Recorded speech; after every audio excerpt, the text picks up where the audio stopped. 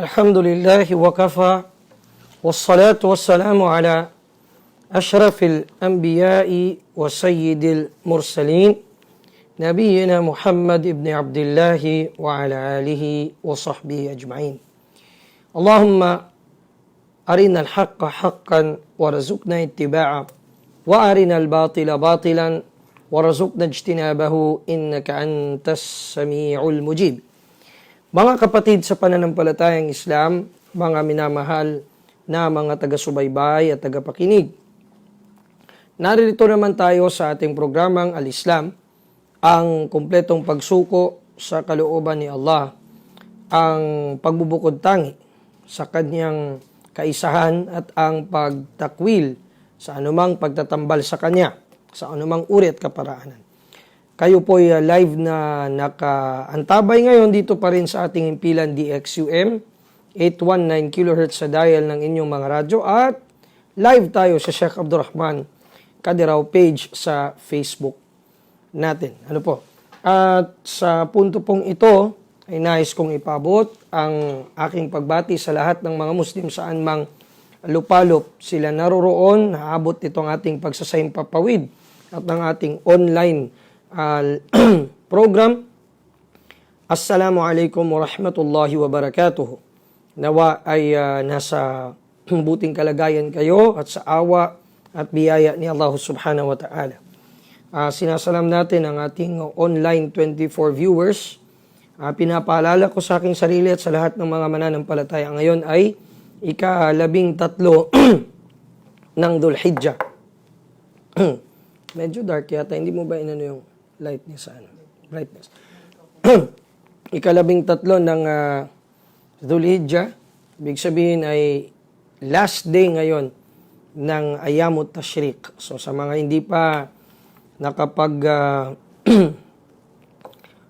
sumbali o nakapagkatay, ito na yung mga last hours ninyo hanggang hindi pa mag-Maghrib. So pag Maghrib mamaya, papasok na tayo sa ika-14 na gabi ng Dhul Hijjah.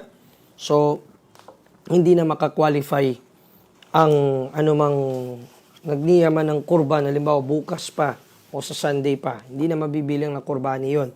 Hanggang ngayon lang, sa mga nalabing oras na ito, hindi pa mag-salatul maghrib. Ano po? Binabati natin ang ating mga kapatid na nag-comment dito ngayon at nakikita natin sa ating comment section. Si Apsia Musa Mulano, si Jamail Decena from Cavite, si Hamdi Absari Albani, si Mumar Kinjio sa Batomilong, si Omar Orculio Ponce, In Abdurrasad, si Siti Aliani Ombas Gupyo, at iba pang mga kapatiran nating nakasubaybay ngayon. 35 online viewers tayo sa ngayon. At magandang hapon sa ating sparring partner sa kabilang kwarto, si Engineer Julius Luzon. Hindi ako nagkakamali. Si Layla watching from Davao. Si Michael Angelo Sajid, ito yung nagbumati sa atin doon sa trading. Tapos yung isang khutba natin doon, galing siya sa Buhangin. Si Khaira Abdullah from Zamboanga City. Muslimin Oy Dipatuan. Aliyah from Nueva Ecija. Michael Mupak. Si Nasmer Kalasinuk. Si Fatima Gueta from Riyadh. Mga kapatid natin dyan sa Saudi Arabia. Mga nagtatrabaho ng ibang bayan.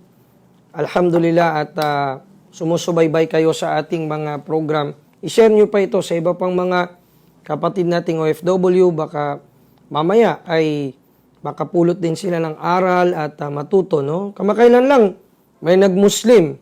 No? Nung Wednesday, may nagshahada on the air. Si Sister Gleia ng Kuwait. Sana ay na-follow up ito ng may-ari ng page na Islam The Right Path upang may channel siya sa pinakamalapit na da'wah center sa kanya doon sa Kuwait, no? Okay, si Abi Ayesha ng Kiamba Sarangani. Okay, Paki-share po inyo ito lahat. Barakallahu fikum sa inyong pag-share. Ayan. Ngayon po ay hindi natin sasahin ng oras natin. May mga katanungan na hinanda ang ating kapatid na si Akh Hamza Silongan para sa atin pong portion ngayong panahon. Ayun, Khalifa Kasinto watching from Queensland, Australia. Masya Allah.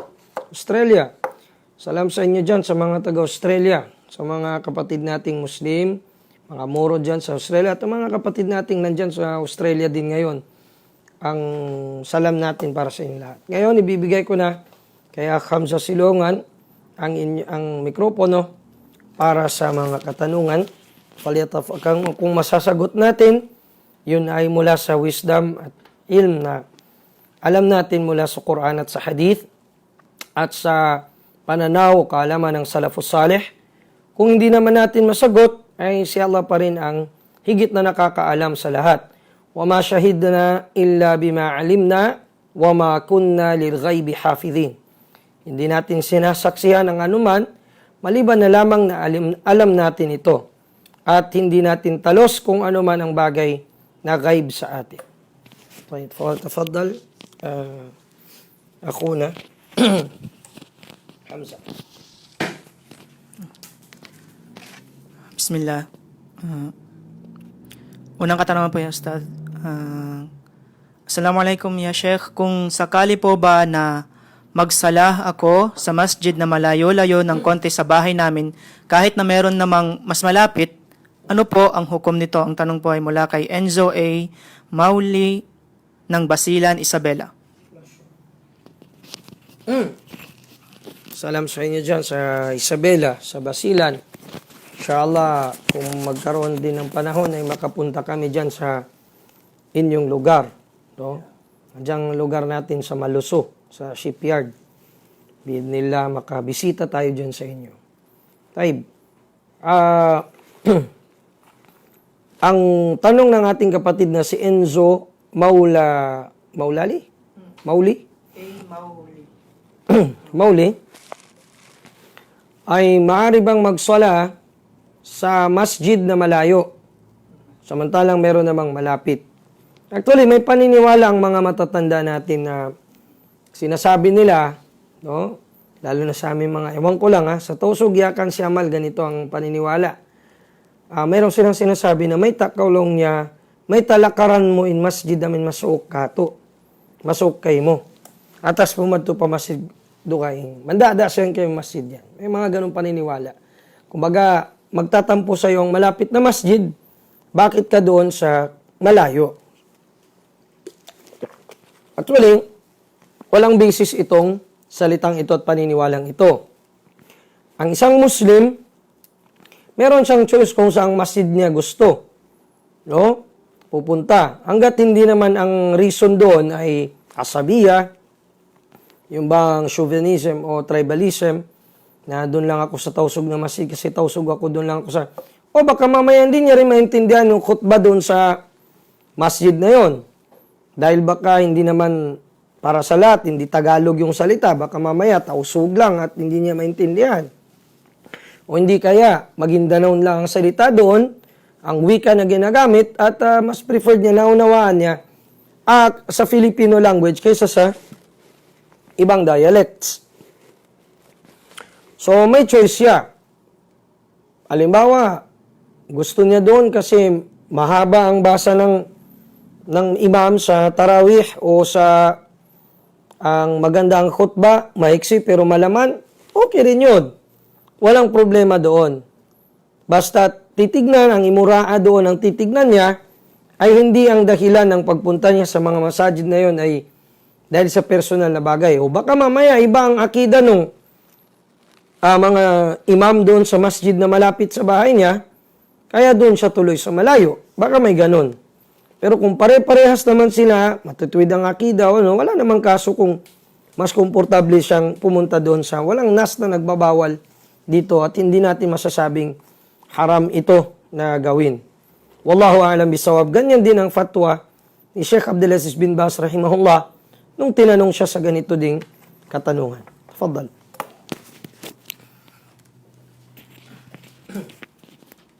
Ikalawang katanungan po, Ustad. Uno in piagbiddaan sin fard iban wajib.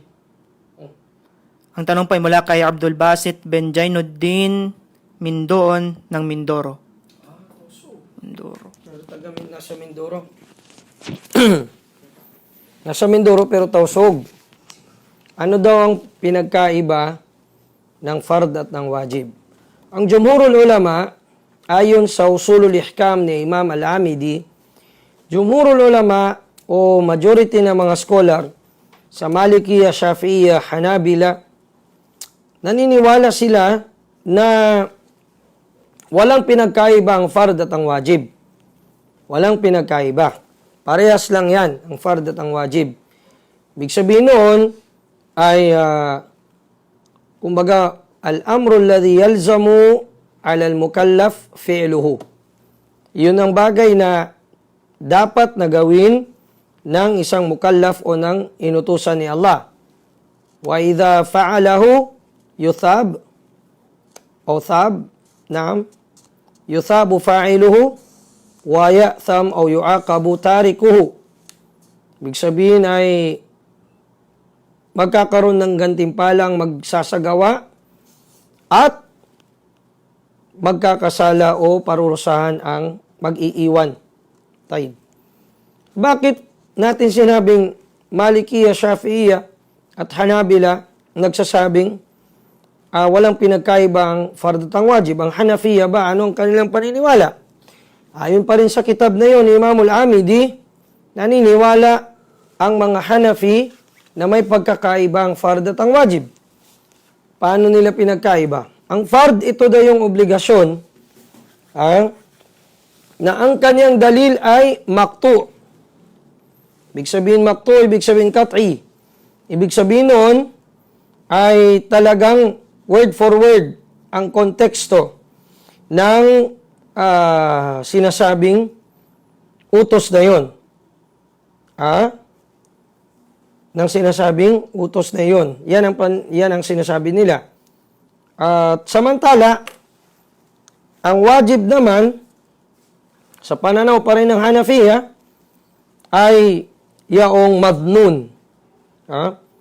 Sabihin, madnun, ibig sabihin, dhanni ang kanyang dalil. Dhanni meaning, inintindi. Yan ang sinasabi nila. Al-fardu ma thabata wujubuhu bidalilin maqtu'in bihi. Kas-salawatil khams. Ang example nila, sa fard, na mayroon talagang teksto na nagsasabing obligado ito. Pinagtibay na obligado. Gaya ng 5 times a day na pagdarasal. Ang zaka, no? At mga kagaya pa dito. Samantala sa tinatawag nilang wajib, ma thabata wujubuhu bidalilin mujtahadin fihi kal witr wal udhiyati indahum. Ayon sa kanila, ang wajib na sinasabi, ito yung thabit, matibay na obligado sa pamamagitan ng dalil na mujtahadun fihi. Ibig sabihin, ijtihad siya, scholastic na research or scholastic na theory or scholastic na verdict mula sa mga scholar, gaya ng witr at kagaya ng udhiya. Pero ang ating masasabi dito, ang majority ng mga ulama mula sa Malikiya, Shafi'iyya, Hanabila, walang farq, walang pinagkaiba ang wajib at ang tinatawag na fard. Kaya sabi ni Imam Ahmad ibn Hanbal, rahimahullah ta'ala, sabi niya magkaparehas lang ng meaning itong dalawa. Magkaparehas ng meaning itong dalawa. Kaya sabi niya, al-fardu awil wajib huwa ma amara bihi syari'u ala sabilil ilzam. Ang fardu, ang wajib ay yung inutos ng syari, ng tagapagbatas, si Allah Ta'ala, ala sabilil ilzam. Sa paraang ilzami, meaning obligado. Bihaythu yastahiqqu fa'iluhu thawab wa yastahiqqu tarikuhu al-iqab. Kung saan karapat-dapat na gantimpalaan ang sino mang ginampanan nila ang obligasyon na rin ng wajib o ang fard, at karapat-dapat namang parusahan ang sino mang mag-iwan nito.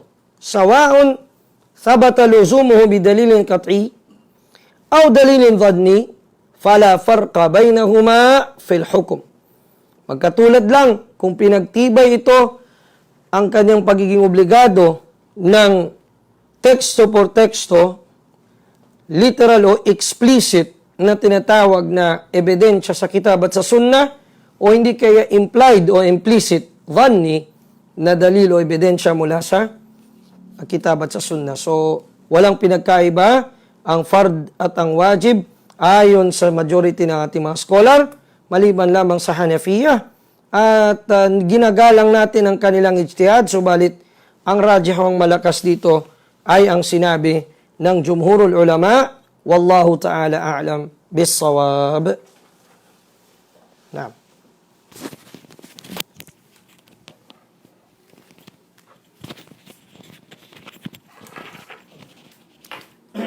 Ikatlong katanungan po, Ustad.